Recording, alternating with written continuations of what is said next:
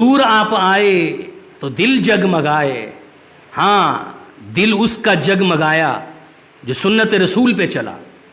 دل اس کا جگمگایا جس نے اتباع رسول میں اپنی زندگی گزاری.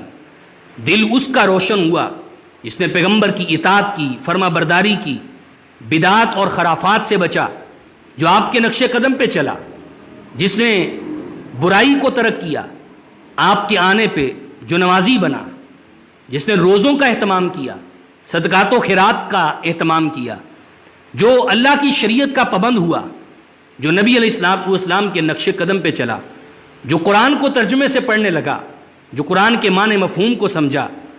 حضور آپ آئے تو دل جگمگائے. اگر اللہ کے رسول کے آنے کے بعد بھی بندہ بے نمازی ہے تو اس کا دل کیسے جگمگا سکتا ہے؟ اگر وہ جھوٹ بولتا ہے، دغا کرتا ہے، فراڈ کرتا ہے، دل تو کالا ہو رہا، مہر لگ رہی، سیاہ نقطہ لگ رہا، بڑھتا جا رہا. حضور آپ آئے تو دل جگمگائے.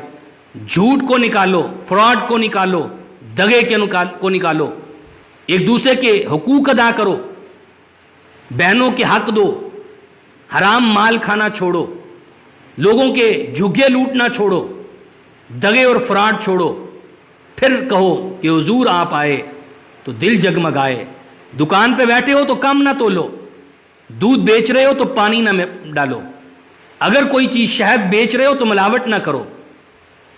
تو پھر کہو حضور آپ آئے تو دل جگمگائے.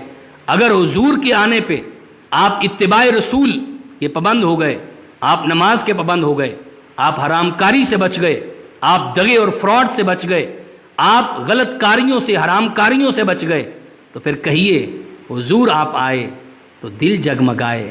حضور کے آنے سے دل روشن ہو گئے. حضور آپ کا آنا ہمارے لیے باعث رحمت اور باعث برکت ہے. اللہ ہمیں حضور کے نقش قدم پہ چلنے کی توفیق عطا فرمائے.